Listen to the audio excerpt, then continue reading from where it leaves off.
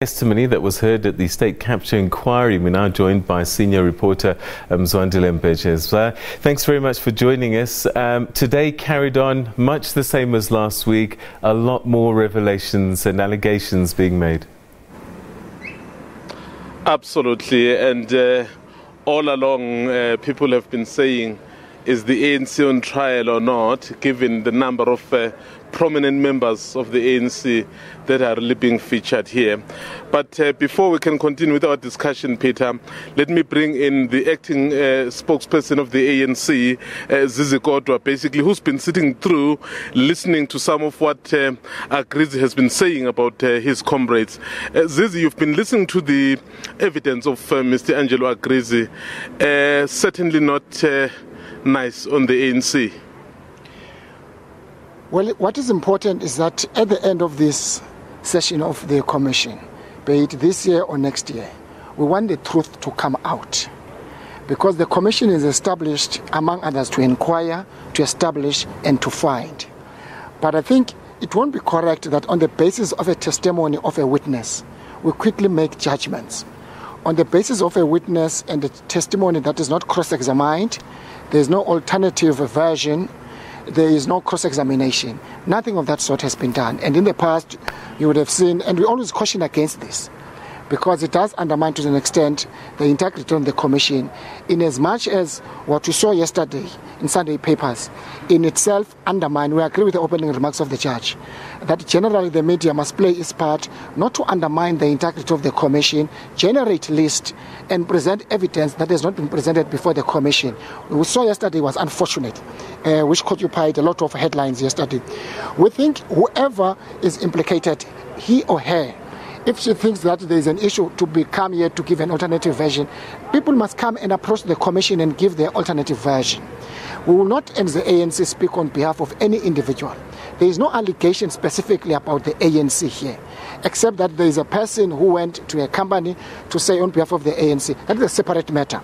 So unless we can't speak on behalf of that allegation, because there is there's a name of a person, and we think that we must allow people who are implicated to whatever alternative version they have to come before the commission or to do whatever they think is appropriate in order to deny or to rebut the allegations which are made against them in this commission.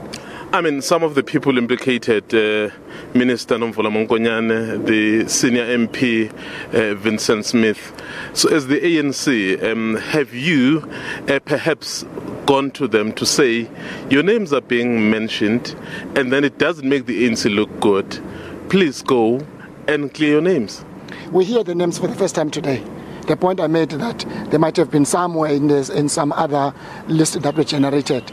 But factually, those names were raised today.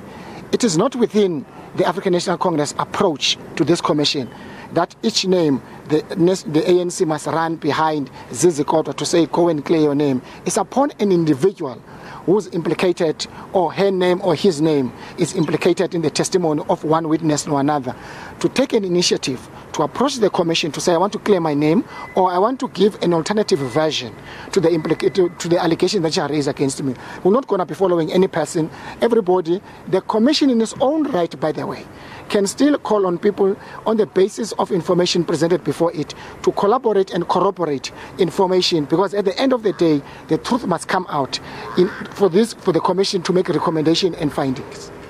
So in conclusion, Zizi, as the ANC, you remain 100% behind this commission?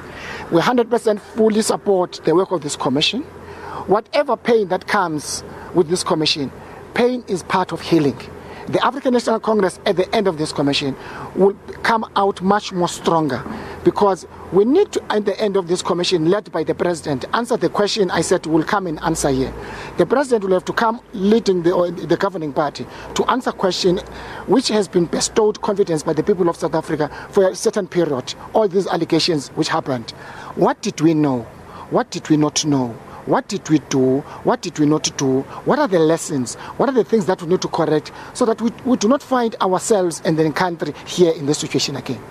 Thank you very much, Zizi. Thank you. That is Peter Zizi Kodwa there, the acting national spokesperson of the ANC, basically saying they have had officially for the first time some of the senior names that were mentioned here. Of course, the name of Minister Nomvula Monkonyane of Environmental Affairs and the name of Vincent Smith, the MP of the ANC.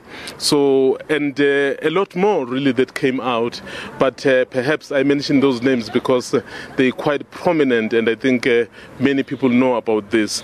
I mean, Agrizzi was basically saying with regards to Vincent Smith, there was a time where he was very negative towards Bosasa, and as a result they had to arrange a meeting which took place in Rivonia, and in that meeting it was also agreed that he needed to be paid at least 45,000 rand. He was not alone, he was with other MPs who also got their share, Mr. Makakula and of course Winnie Ngwenya.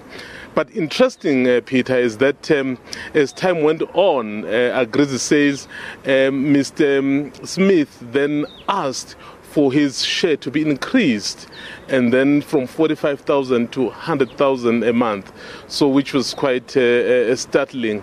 And not only that, he also benefited in what he calls a loan to his child who was studying abroad. But what Angelo Agrizzi has said today was that because he was not even he did not even know very well Mr. Smith, so he couldn't possibly have arranged that loan. So he has just denied that flatly, and he was even saying, I mean, how can you arrange loan in cash? So those are some of the explosive evidence that is really coming out here, Peter, as you've been listening, I guess, throughout the day. All right, so Mzwai, do we have any idea just how much more Angelo Agrizzi will be sitting on the stand giving testimony? Well, my own take, Peter, and I could be wrong, but it looks like this week will be Agrizzi week. I don't see any other witness really come and give evidence, because we are told that there's still much more that Agrizzi is still going to say. And of course, from some of the leaked affidavits over the weekend, of course, the judge is going to issue a very strong warning tomorrow to that effect, because he was very, very unimpressed by some of the issues that were reported. But basically, that leak did give us an indication that many more people are still going to be implicated, and he's still going to say a lot of things about really the shenanigans that have been going on at Bosasa. I mean, as you've heard, Peter, how they would manipulate some of the tenders, how they would be given the responsibility of designing the tenders when those tenders were specifically meant for them. So a lot more of corruption that we'll hear about here at Bosasa, and yeah, from there we'll be able really to make up our own mind as to how deep this phenomenon called state capture is. Mzwandile Mbeje, thanks very much indeed. That's senior reporter Mzwandile Mbeje reporting at the state capture inquiry, and as he said, there's likely still so much more to come from the key witness at the moment, Angelo Agrizzi, who's on the witness stand. All right, we move on.